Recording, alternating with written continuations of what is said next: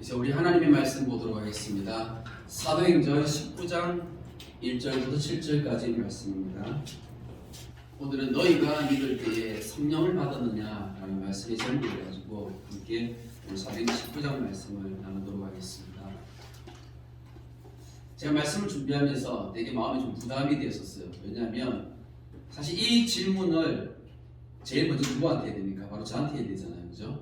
그래서 너희가 믿을 때 성령을 받았느냐, 내가 믿었을 때 성령을 받았는가, 한번 사실 지난 한 주 동안 이 말씀을 계속 되새기면서 저 자신에 대해서 한번 생각해보는 시간을 가졌습니다.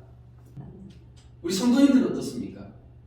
이 질문을 우리 성도님들에게 던지면 우리 성도님들은 예수님 믿을 때에 성령 받으셨습니까?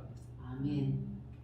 성령 받으신 분도 계시고 어떤 사람은 그렇죠. 난 성령 받았어. 그렇게 말씀하시는 분도 계시지만 어떤 사람들은 성령 받았는지 안 받았는지 난 잘 모르겠는데요 라고 말씀하시는 분도 계실 것이고, 어떤 사람은 난 성령 안 받은 것 같은데 그게 뭐지? 이렇게 말씀하시는 분도 계실 겁니다. 성령은 체험되어지고 경험되어지는 거예요. 이거를 지식으로 가르친다고 이게 알 수 있는 게 아닙니다. 은혜는 하나님의 은혜로 내가 체험을 하게 되니까 그 체험을 통해서 제 삶 가운데 변화가 일어나게 된 것이죠. 내 삶 가운데 변화가 일어나니까 말씀을 읽고 말씀을 깨닫는데 그 말씀을 깨닫는 것도 달라지게 되는 거예요. 뭐가 달라졌냐면 내가 하나님을 믿는 것, 내가 예수님 믿는 것, 내가 이제 복음을 받아들이고 내가 예수님 믿게 되었잖아요. 내가 예수님 믿는 거하고 그리고 성령을 받는 거하고 이게 같은 게 아니고 다르다라는 걸 깨닫게 된 것이죠. 근데 많은 사람들이요, 성령을 체험하지 못한 사람들은 이걸 같다라고 주장하는 사람들이 많습니다. 그런 목사님들 많아요. 근데 그 목사님들의 공통점은 뭐냐면 성령을 체험하고 경험하지 못하신 분들이에요. 성령은 체험되고 경험되어지는 건데 이걸 지식으로만 배우니까, 그러니까 난 예수님 믿는데, 난 진짜 믿는데, 그러니까 당연히 자기가 성령 받은 줄 아는 거죠. 근데 그 체험과 경험이 없으면 모르는 거예요.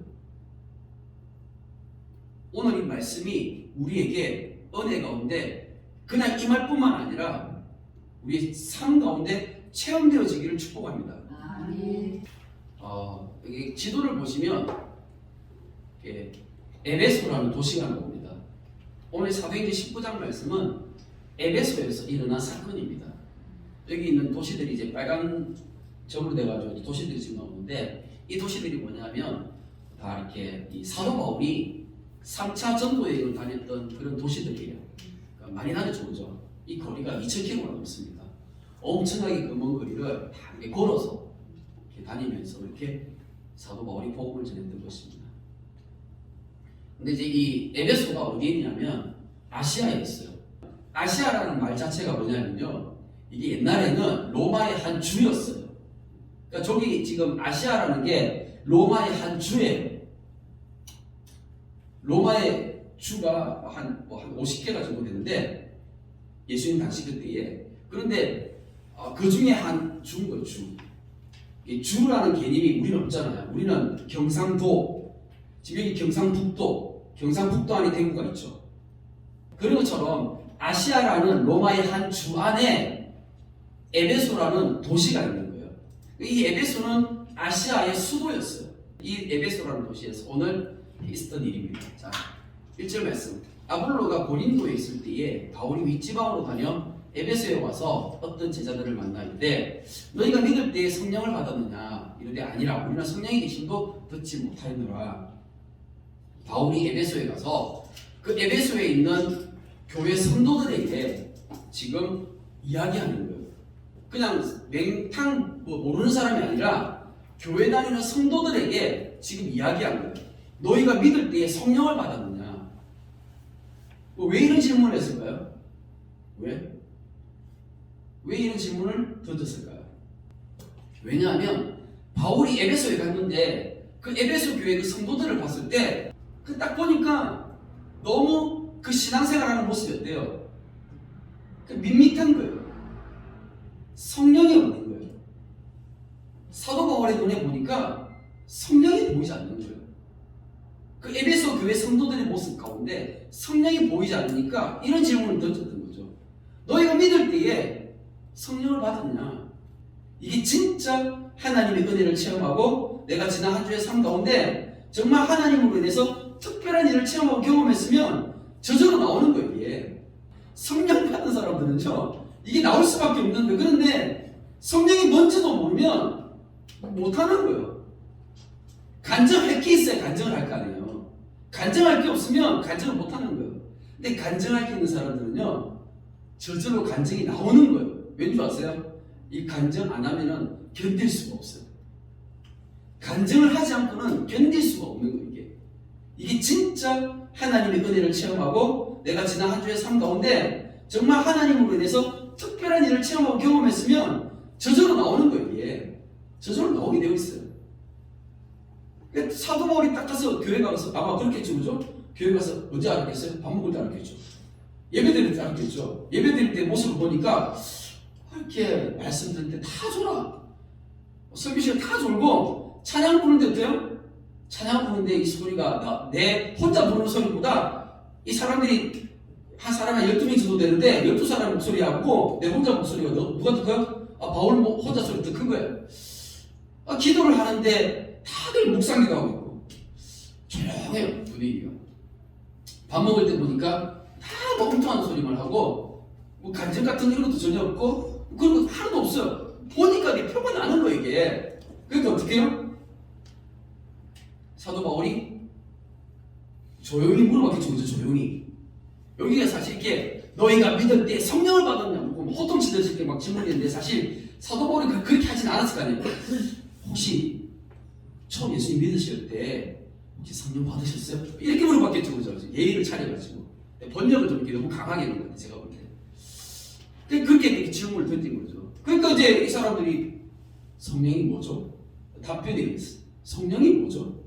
나 성령 처음 들어보는데요. 성령이 뭐예요? 성령이 계신 또 듣지 못했다. 그 사도 바울이 어떤 생각이 들었겠어요? 이게 심각하구나. 문제가 심각하구나.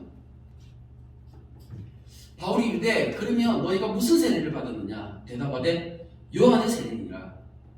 바울이 이르되 요한이 회개의 세례를 베풀며 백성에게 말하되 내 뒤에 오시는 이를 믿으라 하였으니 이는 곧 예수라 하거늘.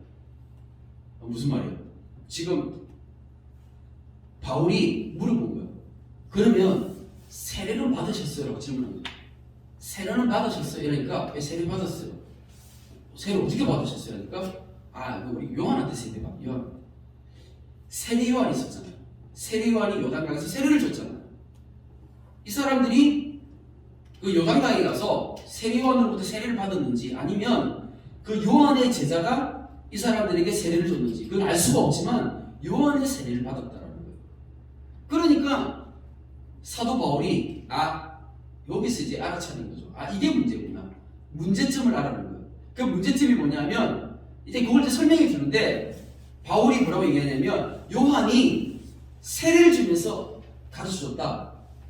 내 뒤에 오시는 분이 계시는데 그를 믿으라. 그는 성령과 불로 세례를 줄 거다라고 하면서 그 예수를 믿으라고 가르쳐준 거예요. 그러니까 굳이 나도 그런 얘기를 들었어. 그건 알고 있는 거죠. 이 사람들이 예수님을 믿는 거죠. 예수님을 믿는데 이 사람들이 예수님을 믿는 그 믿음이 뭔가 부족한 게 있는 거예요. 어떤 게 부족한 게 있는가? 그거를 가르치면서 5절 말씀에 그들이 듣고 주 예수의 이름으로 세례를 받으니라고 얘기하고 있습니다. 자, 그러면 진짜 중요한 게 하나 나오죠. 뭐냐면 요한의 세례가 있고 예수의 세례가 있는 거예요. 요한의 세례와 예수의 세례. 그런데 지금 여기서 가르쳐 주는 것은 우리에게 요한의 세례는 어디까지인가를 가르쳐 주는 겁니다. 뭐냐면 세례 요한은 예수님이 십자가에 죽으시는 걸 보았어요? 못 봤어요? 못 봤죠. 왜냐하면 예수님 살아계실 때 그때 세례 요한이 먼저 순교를 당했어요. 그래서 요한은 예수님이 십자가에 죽으셨다가 다시 살아나는 것을 경험하지 못했던 거예요. 그러니까 요한은 세례를 줄 때 그 세례는 어떤 세례였냐면 회개의 세례였습니다. 그래서 여기는 뭐라고 되어 있냐면 요한이 회개의 세례를 베풀었다는 것이죠. 근데 예수님께서 제자들에게 명령하셨잖아요. 아버지와 아들과 성령의 이름으로 세례를 주라고 했어요. 그러면 그 아버지와 아들과 성령의 이름으로 주는 그 세례는 어떤 의미가 있었어요? 그 세례의 의미가 뭐예요? 이 세례의 의미가 되게 중요한 것입니다. 골로새서 2장 12절입니다. 너희가 세례로 그리스도와 함께 장사되고 또 죽은 자들 가운데서 그를 일으키신 하나님의 역사를 믿음으로 말미암아 그 안에서 함께 일으키심을 받았느니라. 아멘. 예수님께서 제자들을 통해서 예수의 이름으로 세례를 주라고 했는데 이 세례는 어떤 의미냐면 예수님과 함께 죽고 예수님과 함께 살아나는 거예요. 이게 우리가 예수의 이름으로 세례를 받는 그 세례의 의미인 것입니다. 사실 우리가 교회에서 우리 장로교니까 세례를 받잖아요. 그런데 세례가 맞습니까? 아니면 침례가 맞습니까? 사실 성경적으로 보면 침례가 맞죠. 네, 침례가 맞습니다. 그런데 교회들이 그냥 약식으로 세례를 주는데 이 약식으로 세례를 주다 보니까 이 세례의 참된 본질을 많이 잃어버리는 것 같아요. 그러니까 보통 이제 우리가 교회에서 세례 받을 때 이거 제대로 안 가르치는 것 같아요. 세례에는 두 가지 의미가 있습니다. 세례라기보다는 침례를 통해서 사실 그 두 가지 의미를 우리가 제대로 이해할 수가 있죠. 왜냐하면 침례가 뭐예요? 물속에 완전히 잠기잖아요. 물속에 완전히 들어가잖아요. 우리 물속에 들어간다는 것은 어떤 의미가 있어요? 첫 번째는 물속에 왜 들어가요? 씻으러 들어가는 거예요. 그래서 요한의 회개처럼 요한의 세례처럼 그렇게 회개의 의미, 죄 씻음의 의미가 있는 거예요. 물속에 들어가기 때문에. 그래서 머리부터 발끝까지 우리 모든 죄가 다 씻겨지는 것입니다. 예수의 이름으로 세례를 받을 때 물속에 들어가는 이 침례의 의미 속에는 그게 있는 거예요. 그리스도와 함께 죽는 거예요. 그 죽음의 의미가 있어요. 그리고 물속에서 계속 있으면 안 되니까 다시 또 올라오잖아요. 그게 바로 부활의 의미가 있는 것입니다. 그래서 진짜 중요한 것은 뭐냐 하면 이 두 번째 의미, 그리스도와 연합되어져서 내가 죽고 내가 다시 살아나는 이 의미가 이 침례의 의미 속에 있는데, 근데 교회에서 그냥 세례를 줄어버리니까 다들 어떻게 보면 뭐만 생각해요? 요한의 세례만 생각하는 거예요. 네.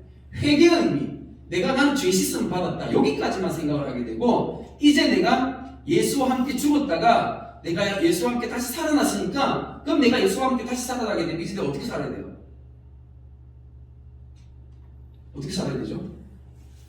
이 중요한 말씀을 까먹어버렸네요. 우리 갈라디아서 2장 말씀인데 2장 20절 말씀 같이 한번 읽어보도록 하겠습니다. 시작. 내가 그리스도와 함께 십자가에 못 박혔나니 그런즉 이제는 내가 사는 것이 아니요 오직 내 안에 그리스도께서 사시는 것이라. 이제 내가 육체 가운데 사는 것은 나를 사랑하사 나를 위하여 자기 자신을 버리신 하나님의 아들을 믿는 믿음 안에서 사는 것이라. 아멘. 그러니까 내가 예수님을 믿으면서 내가 이제 세례를 받게 되면 내가 예수님과 함께 죽었고, 그리고 내가 이제 예수님과 함께 다시 살았잖아요. 내가 다시 살았으면 이제 내가 예수님으로 사는 거예요. 내가 예수로 사는 거예요. 내가 음식을 먹잖아요. 내가 밥을 먹으면 내가 먹는 그 음식이 내 몸이 되는 거죠. 그렇죠? 내 몸이 되는 거잖아요. 그런 것처럼 마찬가지로 우리가 이제 성찬식이라는 걸 하잖아요. 성찬식 할 때 뭐 먹어요? 떡과 포도주를 먹고 마시죠. 이 떡은 예수님의 몸을 상징하고 포도주는 예수님의 피를 상징하잖아요. 이 피는 뭐 생명이거든요.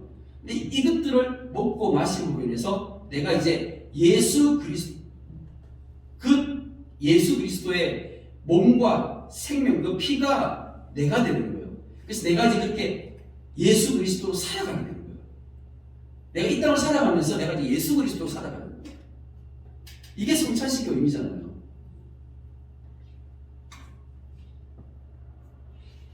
그래서 내가 예수님 믿는다라는 거, 내가 예수님을 믿는다라는 것은 내가 세례를 받는다는 이 같은 의미거든요. 세례를 받을 때 이거 확인하거든요. 예수님 믿습니까? 아멘. 확인하잖아요. 그죠? 예수님 안 믿는데 예수 세례 받을 이유가 없잖아요. 내가 세례를 받는다라는 것은 이것은 매우 중요한 의미가 있는데 이 의미는 바로 내가 이제 내 마음대로 사는 게 아니라 예수님의 뜻, 하나님의 뜻대로 살겠다고 결단하는 거예요. 내가 예수님 믿는다는 것은 결단하는 거예요. 그런데 그렇게 내가 결단하면서 이렇게 헌신하게 되면 그러면 그 다음부터 어떤 일이 일어나게 될까요? 내 주위에서 상황들이 나를 공격하게 됩니다. 왜냐하면 이제 내가 이제 예수님 믿으니까 주변에서부터 나를 공격하게 되고 내가 이제 이걸 확인해야 되는 거예요. 내가 이걸 확인해 줘야 되는 거예요. 왜냐하면 내가 이제 예수님 믿게 되었으니까 내가 세례 받으면서 나는 이제 예수님 믿는 사람이 되었으니까 많은 사람들한테 선포를 해야 되는 거예요. 나는 이제 예수님 믿는 사람이다. 나는 이제 예수님 믿는 사람이다라고 선포를 해야 되는데 이 선포를 하게 되면 가장 가까이 있는 가족들 그리고 친구들 직장에 있는 뭐 사람들 이런 사람들이 그럼 네가 진짜 예수님 믿어? 하면서 나를 테스트하는 거예요. 테스트 안 하겠어요? 네. 여러 가지 이 테스트가 바로 핍박으로 다가오는 것이죠. 이 테스트가 핍박으로 다가오게 돼요. 자, 그럼 이 테스트가 핍박으로 다가왔을 때 그러면 그 핍박을 이길 수 있는 힘이 나한테 있습니까? 이걸 이길 수 있는 힘이 나한테 없는 거예요. 그러면 이 이길 수 있는 힘을 누가 주시는 거예요? 성령님이 주시는 겁니다. 그래서 보혜사 성령님이라고 하시죠. 보혜사 성령님. 우리를 도우시는 분이 성령님이신 거예요. 그래서 성령님이 찾아오셔서 나를 도와주시는 거예요. 그래서 어떻게 해요? 내가 예수님 믿는 사람으로 이렇게 확인시켜주는 거예요. 내가 그 테스트를 이기고 내가 그 핍박을 이기고 그 환경들을 이겨나가게 되면 그 상황들을 이겨나가게 되면 그러면 그 상황들 속에서 복음이 증거되어지는 그런 역사들이 나타나게 되는 것입니다.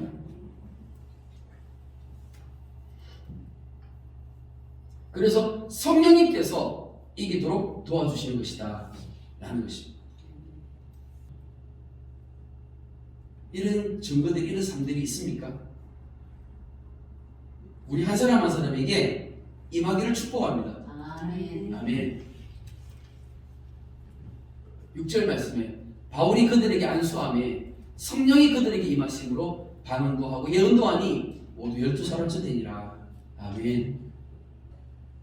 성령이 뭔지도 몰랐던 그 사람들에게 예수의 세례가 무엇인지를 가르쳐 주는 거예요. 예수님 믿으면 예수님 믿을 때는 이렇게 믿어야 되는 거야. 어떻게 믿어야 된다고요? 예수와 함께 죽고 예수와 함께 다시 살아나는 거야. 이걸 가르쳐 주는 거죠. 그러니까 그들이 그것을 받아들였습니다. 나는 이제 그렇게 하겠습니다. 헌신하고 결단하면서 그렇게 세례를 받았어요. 이 사람들이 세례를 받고 난 다음에 이 사도 바울이 그들을 위해서 기도해 줬습니다. 안수하면서 기도해 주니까 성령님께서 그들에게 임하셔가지고 그들의 입술 가운데서 방언이 터졌어요. 그래서 보통 이제 사람들이 생각할 때 성령 받으면 방언한다 이렇게 생각하는 사람들 많아요. 그리고 성령 받으면 막 이렇게 어떤 기적들이 일어나고 막 이런 것들을 많이 생각하게 됩니다. 자, 그런데 사실 성경 말씀 가운데서 여기서 이 헬라어 원문을 보면 사실 그런 의미와는 좀 달라요. 방언이라는 것은 뭐냐면 헬라어로 혀를 얘기해요. 혀. 그러니까 지금 방언으로 말한다는 것은 혀로 말한다. 헬라어 원문을 가지고 그대로 얘기하면 혀로 말한다는 그런 뜻이에요. 그 말을 할 때 혀를 가지고 하지 눈으로 합니까? 코로 합니까? 그렇잖아요. 당연히 혀로 하죠. 그런데 이 혀로 한다는 이 의미가 어떤 의미일까요? 내 혀가요. 이제 내 혀가 내 생각과 내 마음을 이렇게 말하는 게 아니에요. 내 혀를 가지고. 내가 이제 어떻게 살아요? 나는 죽었고 내가 예수님으로 사니까 그러니까는 성령님이 내 혀를 가지시고 이제 하나님의 뜻대로 예수의 뜻대로 말하게 하시는 거예요. 그걸 뭐라 한다고요? 방언으로 말한다는 거예요.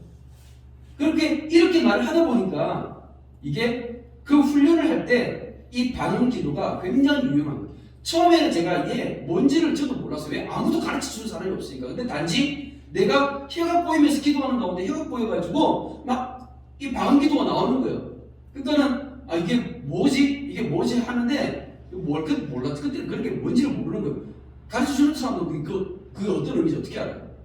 근데 시간이 지나면서 제가 이 기도를 하고 말씀을 묵상하고 하는 가운데 이게 깨달아지는 거예요. 하나님께서 이 방언 기도를 통해서 하나님께서 내 혀를 사용하시는 걸 내가 이제 알잖아요. 그러니까 내가 내 혀를 하나님께 맡기는 이 훈련이 되어지면 내가 함부로 말하게 되나요? 이런 것들이 절제가 되어지는 거예요. 그런 훈련이 되어지는 거예요. 이게 방언이 굉장히 나에게 유익한 거예요. 우리 성도님들 기도하시기 바랍니다. 하나님 내게도 방언 기도 주세요. 그렇게 기도하시면 성령님께서 여러분에게 역사하실 겁니다. 기도하지 않으니까 역사하지 않는 거예요. 하나님께 소원하면서 우리가 기도하는 소원하면 하나님께서 그렇게 역사하시는 겁니다. 예언이라는 것은 저게 미리 예자가 아니에요. 예. 사실 예언이라는 것을 그대로 이렇게 헬라어 원문을 가지고 그대로 이게 표현을 하면 대신 전하는 것. 대언이라는 말이 훨씬 더 정확한 표현이에요. 대언, 대신 전하는 것. 그러니까 예언이라는 것은 하나님의 말씀을 대신 전하는 거예요. 그러니까 내가 영을 받으면 내 속에 하나님의 영광을 받아서 그 하나님의 영감을 어떻게 해요? 내가 대신 전하는 거예요. 하나님의 마음을 내가 대신 전하는 거예요. 사실 우리가 예수님 안 믿는 사람들에게 복음을 전하잖아요. 내 마음대로 하는 것이 아니라 성령님으로부터 영을 받는 거죠. 그 영감을 받아서 그대로 대신 전하게 되는 거예요. 이것이 바로 예언인 거예요. 그런데 사람들은 너무 어떤 그런 것들에만 초점을 맞추는 거예요. 그래서 특이한 현상들. 막 반응 기도하면서 뭐 모르는 소리 하고 이상한 소리 하고. 제가 부산에서 사역할 때, 제가 부산에 전도사 처음 사역할 때, 그때 교회 제 고등학생이 있는데 여름이 수련회를 갔다 왔어요. 그 수련회를 갔다 왔는데 애가 거기 수련회에서 방언 기도를 받은 거예요. 방언 기도를 받았는데 얘는 다른 애들하고 좀 다르게 영어 방언을 받아요. 영어 방언. 그 영어로 기도를 하는 거예요. 영어도 할 줄 모르는 애가 영어로 기도하는 거예요. 너무 신기한 거예요. 아니 신기하겠어요? 영어도 할 줄 모르는 애가 막 영어로 기도하니까. 지가 근데 영어를 막 기도하면서 그러니까 지가 뭐라고 기도하는지도 모르는 거예요. 네. 그렇게 기도를 하다 보면 방언을 받으면 그런 현상들이 나타날 수가 있습니다. 그런데 중요한 건 뭐냐면 그게 전부가 아니라는 거예요. 진짜 중요한 게 뭔지를 알아야 되는 거죠. 우리 사도행전 1장을 한번 보도록 하겠습니다. 사도행전 1장 8절입니다. 같이 한번 읽어보도록 하겠습니다. 시작. 오직 성령이 너에게 임하시면 너희가 권능을 받고 예루살렘과 온 유대와 사마리아와 땅 끝까지 이르러 내 증인이 되리라 하시니라. 아멘. 예수님께서 말씀하셨어요. 하늘로 올라가시기 전에 마지막으로 하셨던 말씀 가운데 하나가 이거잖아요. 오직 성령이 너에게 임하시면. 성령님께서 우리에게 왜 임하시는지를 가르쳐주고 있는 것입니다. 성령님께서 우리에게 왜 임하실까요? 내 증인, 예수 그리스도의 증인되게 하기, 증인되게끔 하기 위해서 성령님이 우리에게 임하시는 겁니다. 그러니까 중요한 건 뭐냐면 우리가 성령 받는 목적이 이건 거예요. 성령을 받는 목적이 내가 예수 그리스도의 증인으로 살겠습니다라고 결단하는 거예요. 결단하면 그때부터 성령님이 내게 임하셔서 나를 사용하시고 내 주변에 드는 환경들을 사용하셔서 신기한 일들을 이루어 가시는 거예요. 아주 신비로운 일들을 이루어 가시는 겁니다. 우리 사도행전 19장을 다시 가보겠습니다. 11절, 12절 같이 한번 읽어보겠습니다. 시작. 하나님이 바울의 손으로 놀라운 능력을 행하게 하시니 심지어 사람들이 바울이 보면서 손수건이나 앞치마를 가진 자가 병든 사람에게 얹으면 그 병이 떠나고 악기도 나더라. 아멘. 에베소에서 있었던 사건이에요. 에베소에서 있었던 그 사건 가운데 이 사도 바울이 그 성도들에게 얘기했잖아요. 너희가 믿을 때 성령을 받았느냐? 하니까 이 사람들은 아니 성령 이거 듣지도 못했다 라고 했을 때 예수의 세례를 가르쳐주고 그리고 안수했을 때 성령님이 나타나신 거예요. 성령님이 역사하셨어요. 성령이 역사하니까 사도 바울을 통해서 그리고 이 에베소 교회를 통해서 희한한 일들이 일어나게 된 거예요. 성령님께서 예수님이 하늘로 올라가신 다음부터 성령님이 임하셔서 복음이 전해지면서 교회가 점점 확장되어지는데 그때 누가 일하시는 거예요? 성령님께서 일하시는 거예요. 그 성령님께서 일하시는 것들을 볼 수 있어야 되는데 그런데 사람들이 성령님께서 일하시는 걸 보는 게 아니라 사도들이 일하는 걸 보는 거잖아요. 사람의 눈에는 사도들이 보이지만 실제로 우리는 그 사도들 이면에 하나님의 성령께서 일하시는 것을 볼 수 있어야 되는 것입니다. 내가 예수님 믿고 나를 통해서 일하시는 그 성령님을 볼 수 있어야 되고 우리 주님의 교회를 통해서 하나님의 성령께서 일하시는 것을 볼 수 있어야 되는 거예요. 이렇게 되어지기 위해서는 어떻게 돼요? 우리가 기도하면서 성령이 임하기를 우리가 소원해야 되는 것입니다. 성령님은요 인격적이신 분이세요. 그렇기 때문에 인격적이신 분은 우리가 초청해야 되는 거예요. 우리가 빌어야 돼요. 사정 빌어야 돼요. 성령님을 초청하고 그 성령님 앞에 무릎 꿇으시기 바랍니다. 내가 예수님 처음 믿을 때 성령 받았었다고요? 아니요. 제가 처음 예수님 믿었을 때 성령 받지 못했었어요. 성령을 받는 게 뭔지를 몰랐었습니다. 그리고 내가 나중에 성령님의 은혜로 내가 성령님을 인격적으로 체험하게 되었어요. 그러니까 내가 예수님 믿는 거하고 내가 성령을 받는 것은 전혀 다른 일인 거예요. 다른 사건인 거예요. 성령님이 먼저 나를 찾아오셔서 나를 구원해 주셔야 됩니다. 내가 구원받는다는 것은 내가 죄인이 아닌 이제 의인의 삶을 살 수 있도록 도와주시는 거예요. 이게 성령으로 거듭나는 것이며 이게 회개의 세례를 통해서 내가 삶을 그렇게 살아가게 되는 것입니다. 그런데 내가 이제 성령 받고 성령에 충만하게 되면 이거는 보통 우리가 성령의 세례라고 하는데 성령의 세례를 받게 되면 그때부터는 내가 이제 예수 그리스도를 전가하는 정인의 삶을 살아갈 수 있게 돼요. 성령께서 내 속에 들어오셔서 나를 새롭게 하셔서 이제 내가 거듭나는 삶, 이거는 나의 구원을 위한 거예요. 나의 구원을 위해서 성령께서 나를 거듭나게 하시는 겁니다.